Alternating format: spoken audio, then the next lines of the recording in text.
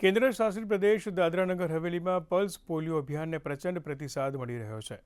આજે દાદરાનગર હવેલીના 222 બૂથ પર 41,000થી વધુ ભૂલકાઓને પલ્સ પોલિયોની રસીના 2 ટીપા પીવડાવીને તેમણે સુરક્ષા કવચ આપવામાં આવી રહ્યું છે।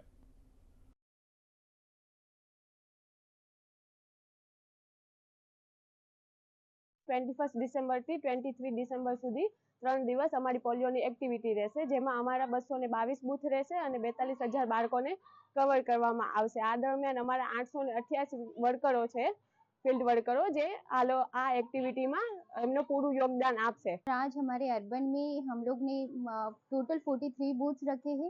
सभी जगह पे 2 बूंद पोलियो पिलाया जाएगा। उसके अलावा हमारी मोबाइल टीम है, प्लस एनजीओज भी हमको सपोर्ट कर रहे।